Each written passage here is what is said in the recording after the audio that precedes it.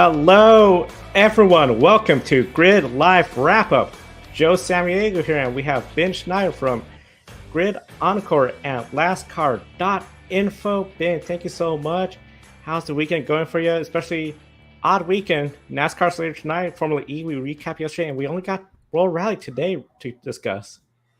Yeah, thank you, Joe. I'm doing well. Happy Easter to all who celebrate. And I guess on that note, it's a bit of a lighter weekend here for us, and we'll recap the NASCAR Cup race later tonight alongside Xfinity on Grid Live Encore. The ARCA West race got postponed. I guess the weather was severe enough that they were able to call it a couple of days early. But not too much going on here, but happy to be able to join you for this WRC recap. WRC recap as a tracker on the bottom of the screen says NASCAR recap on Grid Encore. And of course, for our Patreon investors, they know the routine. Colin, Deshelle, Mark, Robin, David, and Matthew, they invest in us each and every month. You sign up, invest in us, you'll get some Grid Network stickers mailed out to you. You can also do Buy Me a Coffee or YouTube Super Chat, $10 or more, and you'll get the Grid Network stickers mailed out to you. And the easy way to support us, subscribe, hit that bell icon right here on YouTube. Help us continue to grow the Grid Network media outlet. A busy 2024 is starting to kick up. We got the Grid Endurance Performance Index and the Grid ranking coming out next Sunday, already been the first Sunday of April. And World Rally Championship, this is our last race before that first Sunday of April. And Safari Rally seems to never disappoint. That's right, Joe. Since 1953, this rally has been run almost every year. In 2021, the event returned to the WRC after a long hiatus had begun almost 2 decades earlier in 2002. Now, only 2 drivers have won in the 4 runnings of this event since. That's Sébastien Ogier in 21 and 23. The other, Kalle Rovanpera, both in 22 and now in 2024 as well. Now, all of these were with Toyota Gazoo Racing. Rovanpera won 6 out of the first 7 stages on Thursday and Friday, but then only 1 out of the remaining 12 from Saturday and beyond, as you see the results here on the left side of your screen. Joe, would you consider Rovanpera's win domination on his part or lack of consistency on the part of his competition? I feel a little bit more the lack of consistency and bad luck for the competition. Really, the flat tire that Thierry Neuville got 2 minutes behind on tonic, couple scary moments in the rally. I think overall the competition's there to go out there and get the wins. Thierry Neuville, it just always seems after a couple of races, the bad luck starts to come in. He did salvage what he could this weekend, but overall, I feel Kalle Rovanpera, at the first half, he just looked unbeatable, just winning all the stages. But then, like you said, Saturday was just, he wasn't winning the stages. He would just maintain that lead. Could be a little bit of strategy, just taking care of the car. But then Sunday, the power stages, didn't take none of the power stages. Those are valuable points, but he's still overall getting enough to get the overall win in Rally 1.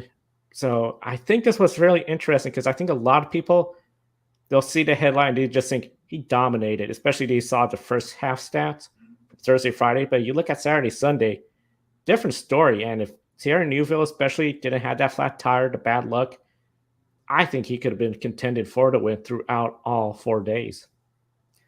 Well, Thierry Neuville came into the Rally Safari Kenya with a 3-point lead over Elfyn Evans in the championship. Now, under the old point system, they would be tied before the power stages. That's not the case this year. Under the new system, Neuville earned 19 points compared to Evans' 16. So there's a 6 points difference with Neuville leading Evans, as you see on the left side of your screen there. So, Joe, who has more pressure right now? Is it Hyundai and Neuville, or is it Toyota and Evans? And you mentioned Neuville being the points leader and being a little bit inconsistent when it comes to that as well backstage. Yeah, I mean, that was the thing. With Thierry Neuville, he's been doing this for quite some time.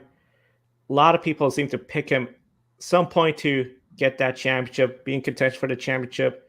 But it just seems like he always falls short, some sort of bad luck. I mean, as it says there, the past couple seasons, all podiums the first 3 races. Only his win of Monaco, the Rally Monte Carlo, was that the only podium he has. So overall, I think Thierry Neuville, Hyundai, I think they got a little bit of pressure on them more so because people are going to be saying, hey, this is your year to get it. You don't have Sébastien Ogier. Kalle Rovanpera is not full-time. Elfyn Evans, he needs to step it up. But Thierry Neuville, he has to step it up too. Put together a solid season to claim that championship and World Rally Championship. We know Hyundai, they're getting tired of seeing their drivers finishing second, Toyota Gazoo. They're getting tired of finishing second to Toyota Gazoo in the constructors. This is their opportunity, and I feel they sort of feel a little bit lucky because, as you said, they would have been tied entering Sunday the power stages. The way that went, I think Thierry Neuville probably would have not been the points leader exiting.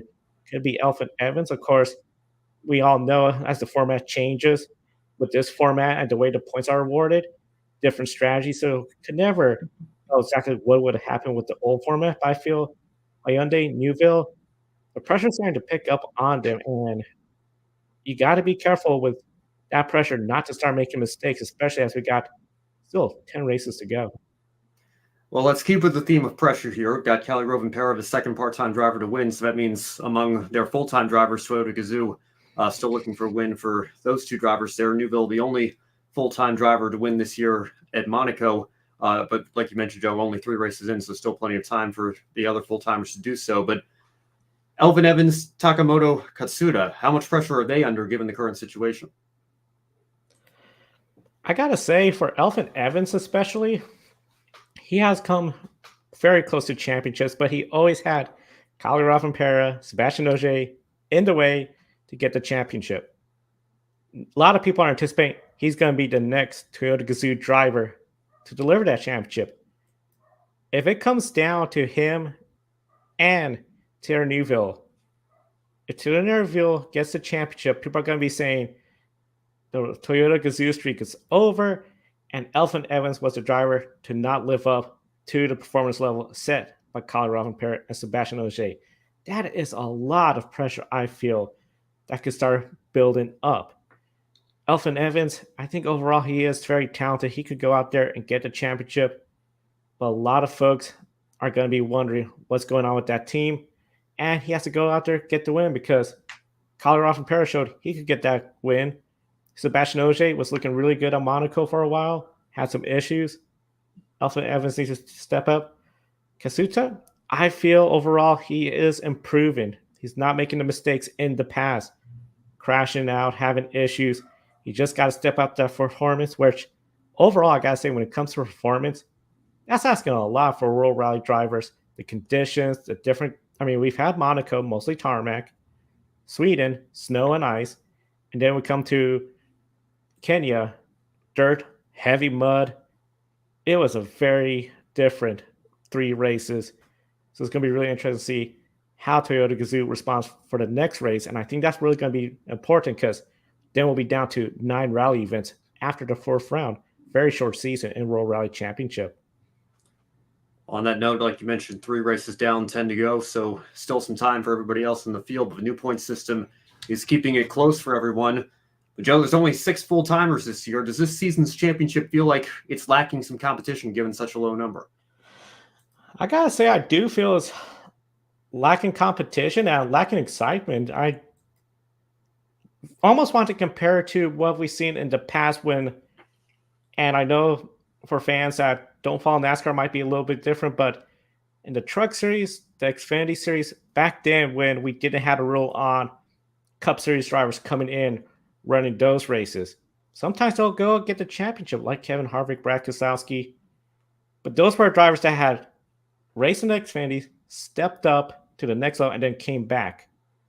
World Rally Championship, this is very unique because you have Sebastian Ogier, Kalle Rovanpera, the last 2 world champions in WRC competition, and you decide, well, in Sebastian Ogier's case, I'm going to pursue, I believe, sports car racing. It hasn't exactly worked out, but he wants to run part-time. Kalle Rovanpera wants to run part-time.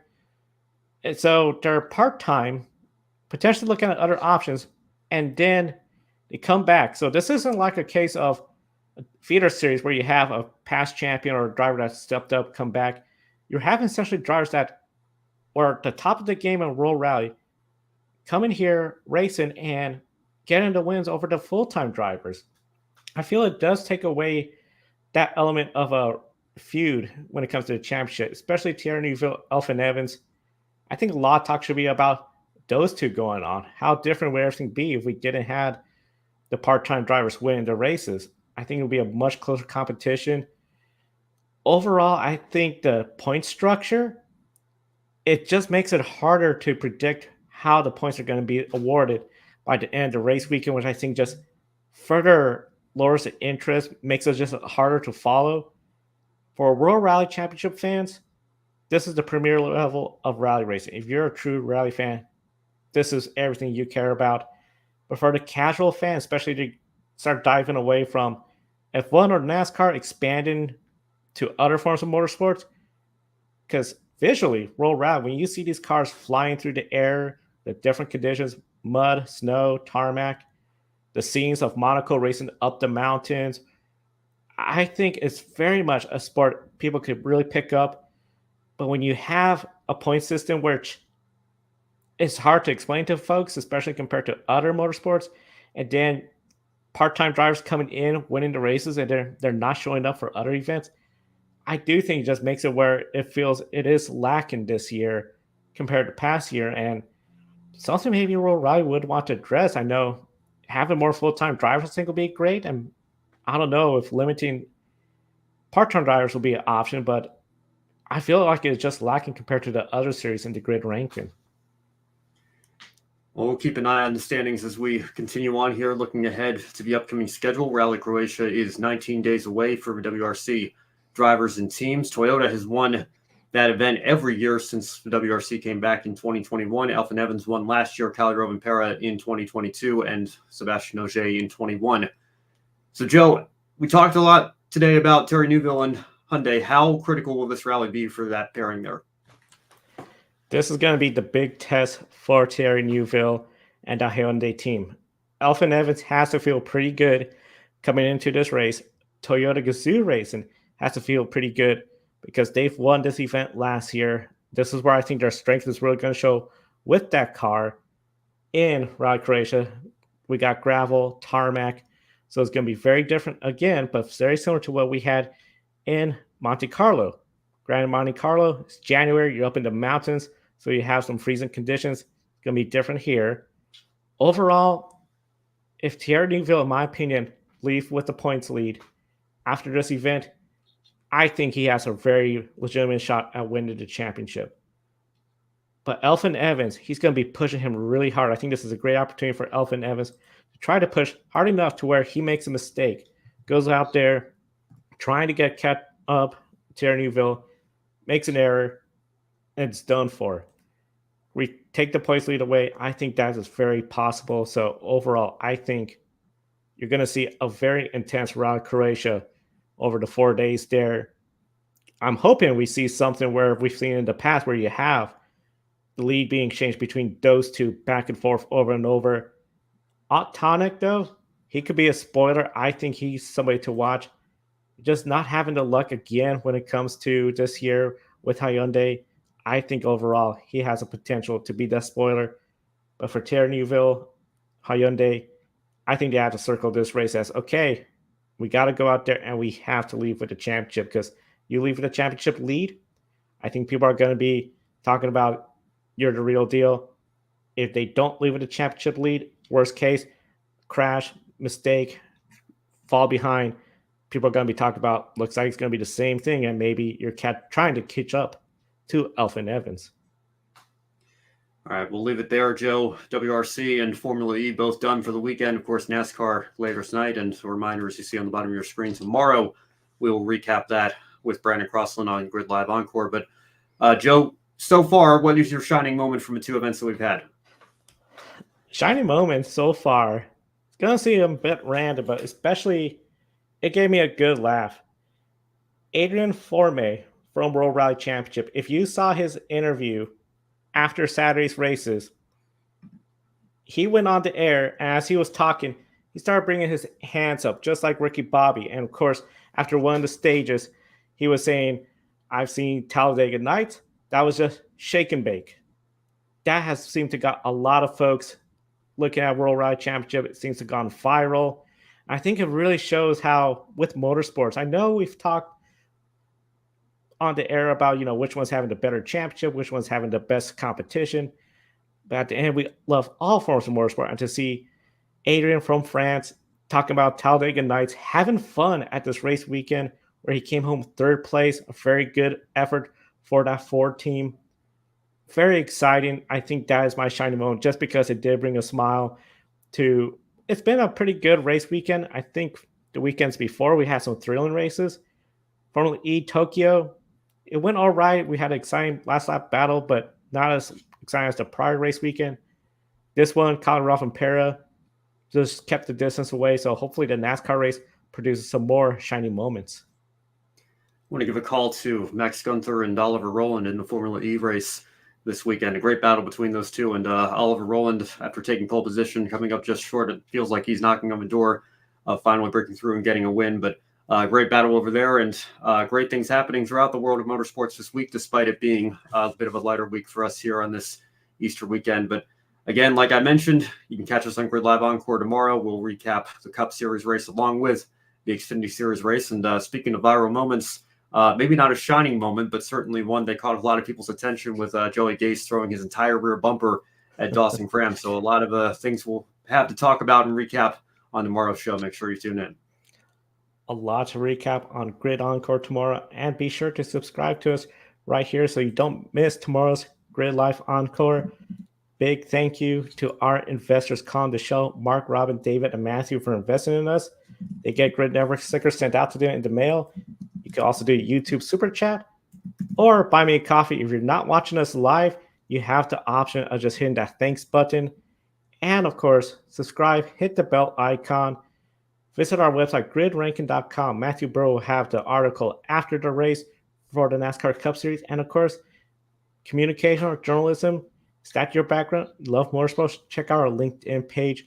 Definitely looking to add in more folks to our team right here at the Grid Network. For Ben Schneider, I'm Joe San Diego. Thank you for watching today's quick show of Grid Life Wrap-Up World Rally Championship Edition. We'll see you tomorrow for Grid Encore Cup Series, so enjoy the races.